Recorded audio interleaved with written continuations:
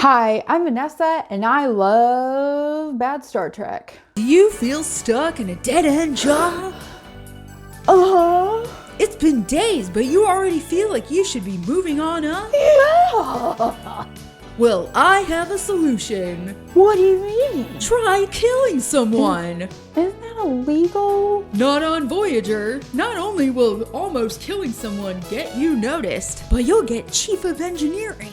The Parallax method will get you to climb up that long corporate ladder in no time. I will be the technobabble that somehow causes you to crack your skull that is Star Trek Voyager. So, just in case you haven't watched my previous video regarding Caretaker, which, let's be honest, was a clusterfuck. After an energy wave knocked Voyager into the Delta Quadrant and killed a bunch of their crew, and Captain Janeway blew up their one way back home. Oh, and an old guy tried to impregnate Ensign Kim. He seems to be okay with it. And by that, I mean he never talks about it. This second episode of Voyager finds the crew depending on the criminal Maquis they were chasing down in the Badlands to help them get back home. A trip they say they will take 75 friggin' years. And assuming that they even make it back and survive, the Maquis are going right to jail as soon as they get back to Earth, depending on the political situation. Having your captor subjugate you in order to get back home would be a situation naturally rife with tension and conflict, which they could have explored in many other ways. I would have personally just liked it if they went ahead and had the Maquis attempt a mutiny. Why not? One, Captain Janeway decided completely on her own that the one way they have back home should be destroyed based on the last words of a serial rapist. Two, the Maquis are not beholden to Starfleet. They're in the Delta Quadrant. So who would stop them from taking Voyager over from an attempted mutiny? And assuming that it would fail, because the show needs to continue, Janeway could finally come to an understanding that maybe Starfleet was wrong about the Maquis. If Starfleet's wrong about the Maquis, maybe they're wrong about other things. And maybe Starfleet isn't the end-all be-all of morality that everyone thinks it is. And she could commit to doing things differently. But that doesn't happen, mainly because of the worst written character in this episode, Chakotay, a Starfleet officer who defected in order to fight with the Maquis. You could see him begin to recognize Janeway as the captain at the end of Caretaker. And then by this episode, he has fully accepted his fate. Like, I'm just a Starfleet officer now, and Janeway is my boss. And Captain Janeway is completely convinced of his abilities and loyalty. I'm not sure why. Janeway was on the way to arrest Chakotay for defecting from Starfleet to join a group of rebels. Chakotay just shit out his morals as soon as he beamed aboard Voyager. Was he about to put his resume on Monster when they got taken over or something? He doesn't really seem to give a fuck about giving voice to what led him to turning his back on Starfleet to begin with. And Janeway forgot that maybe he might not act in a Starfleet sanctioned way. It's like no one really thought of how this trust might need to be built. The overly hasty genuflecting of I'm going to put huge air quotes around this, and I know I overdo it, indigenous person to a white woman is fairly fucked up optics-wise. This episode shows Chakotay waffling between Starfleet and Maquis codes of ethics when it's convenient for him, sometimes even within the same conversation, and pulls rank on the one sensible person on the entire ship, Tuvok. The writers were like, yeah, this will be the episode where we work out some of the differences between the Maquis and Starfleet. Which, okay, that's necessary, but it's not handled in a way that makes any sense because they decide that this episode should also have B'Elanna Torres become chief engineer. So they try to kill two Bodek with one Nach by having her assault and nearly kill one of the engineers, Lieutenant Carey. The show opens on that very engineer in sickbay with blood pouring down his face because B'Elanna decided that he needed his clock cleaned after getting in an argument over who should put commands in on a control panel. We were having a disagreement about the power grid. She wanted to realign the lateral plasma conduit. I told her that would cause an overload. As usual, she wouldn't listen. So I told her to step aside and let me handle it. She pushed me away from the console. I pushed back. Next thing I knew, I was lying on the deck with blood pouring down my face. Carrie's nose, as a result, is broken in 3 places. Chakotay then tells the injured engineer that he will deal with it. And Carrie says, keep that woman out of engineering. You keep that woman out of my engine room and everything will be fine.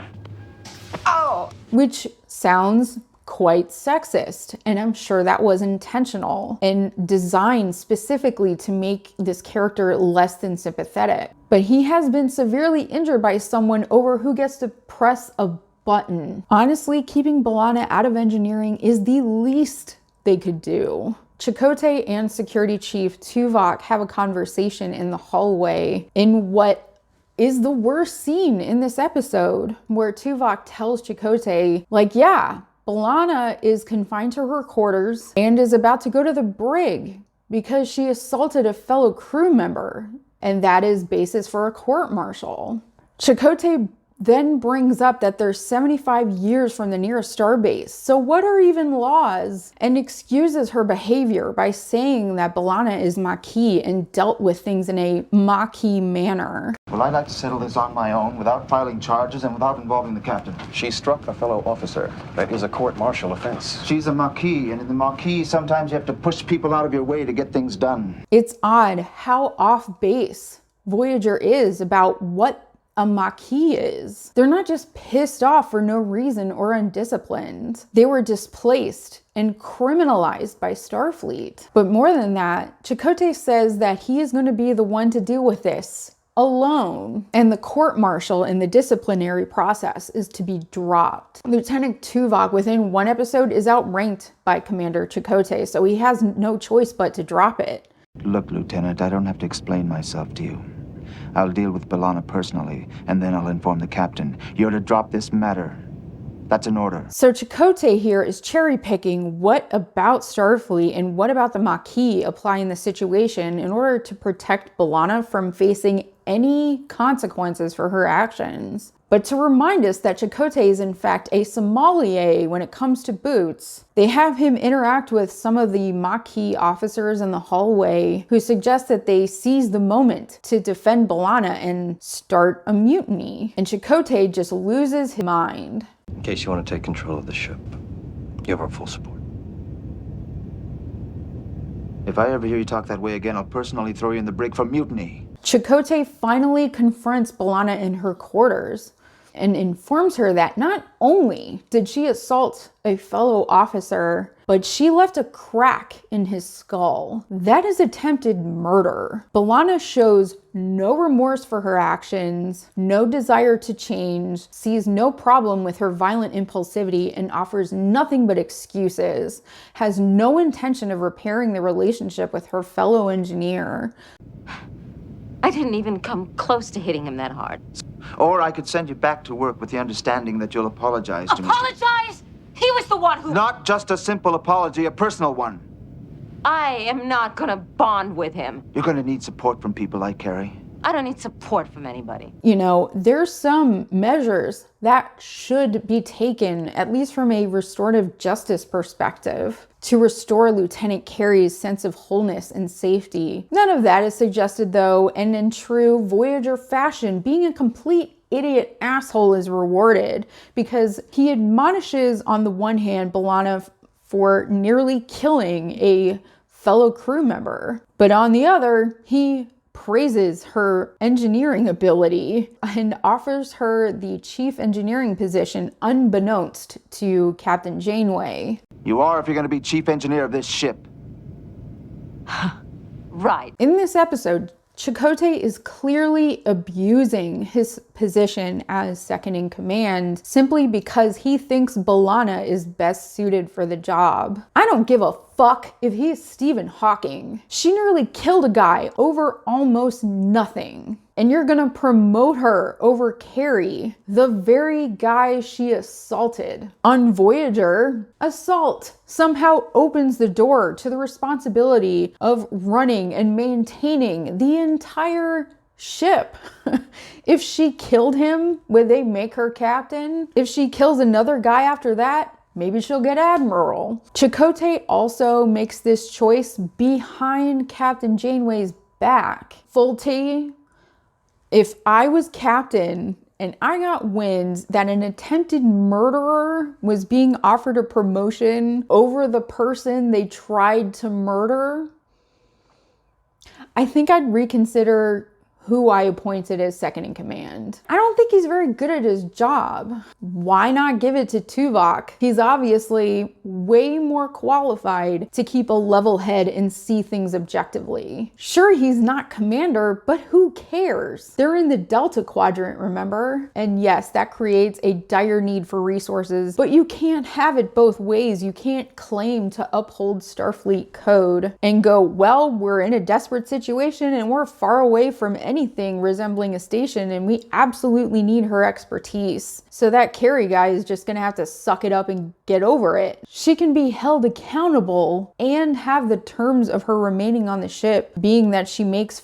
Carrie feel safe, or as much as she can after cracking his skull like an egg. But as Chakotay ordered, the disciplinary action was dropped. Not only that, but he mentions B'Elanna when Janeway blithely lists aloud the vacancies on the ship, which is kind of funny to me. The personnel situation. We've managed to find a replacement for the transporter chief, but we still need an astrogation plotter, a chief engineer, medical support personnel. I've made a list of several Maquis crew members who would make good officers.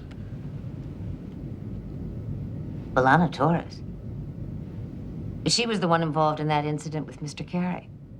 That's right. Commander Cavett and Sadi, the pilot, there's no trace of them anywhere. I think it would be much more striking to have this episode Parallax open on their memorial service, giving literally any shit that this huge chunk of her ship is missing because they're all dead. One thing I didn't mention in the premiere is Captain Janeway is engaged to some guy on Earth. And I wonder if losing those crew members was merely collateral damage on her messed up Machiavellian plan to get away from that two-pump chump back on Earth. She couldn't just end it like an adult over text message. So that's why they're out in the middle of nowhere, out of contact with the Federation. And that's why she is so detached and matter of fact about these merely being vacancies that need to be filled instead of them being representative of people who lived and died under her command with families and friends, may even have some on the ship, but no one seems to pipe up about any of that. The rest of the episode is mainly about the ship being pit against a quantum singularity beyond which there is a distress call. So Voyager believes that it's their duty to tow the ship out of the singularity. And this is where B'Elanna's expertise is needed because she devises a way to tow the ship out. But as they're trying to move away, they realize it's a trap because they haven't actually moved anywhere. And the distressed ship is actually a time-delayed reflection of themselves. So they're actually in the singularity. So we see B'Elanna and Janeway having this nerding out moment where they arrive at the same solution at the exact same time. Think of it like this. You're sitting at the bottom of a pond, which is frozen over. And you look up at the surface and you see a reflection of yourself. Now, you might think you're looking at another person sitting at the bottom of another pond looking back at you. And in this case, we'd be staring up at the surface of the event horizon and seeing a time-delayed reflection of ourselves. If your analogy is correct, how do we get through that sheet of ice? Look for a crack or make a crack. Take something and smack it into the ice until it buckles. And they pilot a shuttle together to cleave open a crack in the singularity so that Voyager can fly right through it. And there's a tense moment where they're about to fly the shuttle back to Voyager, but there's a reflection of that one. And then there's two of them, and they have to trust each other's judgment on which is the real Voyager. But the whole way that this is framed treats B'Elanna like a rebellious teenager who just needs to find something to occupy her time so she can apply herself. But she's a grown-up who committed assault. Pretty unapologetic about it. But I will say that my favorite part of this episode is the little subplot that the Doctor has where getting closer to and eventually inside of the quantum singularity causes him to become gradually smaller. At first it's subtle, but Kes somehow notices that he is like a few centimeters shorter. When I first came in, your head was at the same height as this cabinet. But now you look at least 10 centimeters shorter. And he just gets tinier and tinier and more smushed. I'm getting a distorted transmission. No, in fact, that is how I appear at present. I'm shrinking. As the episode goes on, and by this episode, Robert Picardo, the guy who plays the Doctor hologram, says that at this point he finally understood the Doctor's character through this episode, that he is the compendium of all of 24th century Federation medical knowledge, and he's having to be turned on to do mindless and banal things like deal with scrapes and acne. So he is, as Picardo points out, understandably mad. So it's just hilarious that this already very egotistical and put upon character is having to suffer the indignity of becoming gradually tinier and tinier.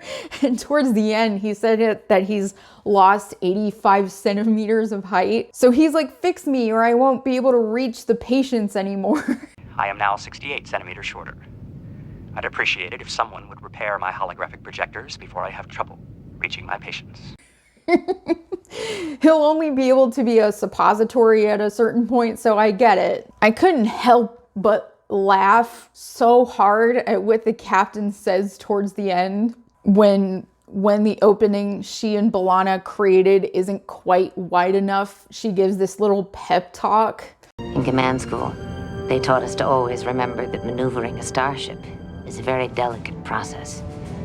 But over the years, I've learned that sometimes you just have to punch your way through. Sometimes you have to punch through. Like B'Elanna punched through that guy's nose and broke it in 3 places. Was that a joke?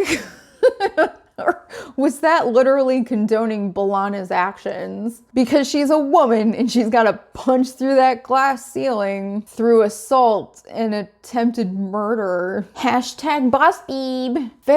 Feminism is not that. Murdering your way to the top. But she gets the job of chief engineer. I hate it. I hate it. I don't usually do this because I don't like picking favorites, but Picard would never, ever let assault on one of his officers slide. How are the rest of the crew supposed to feel safe? Again, mutiny kind of makes sense. Like, subscribe, no pressure, but peer pressure. Till next time, I guess.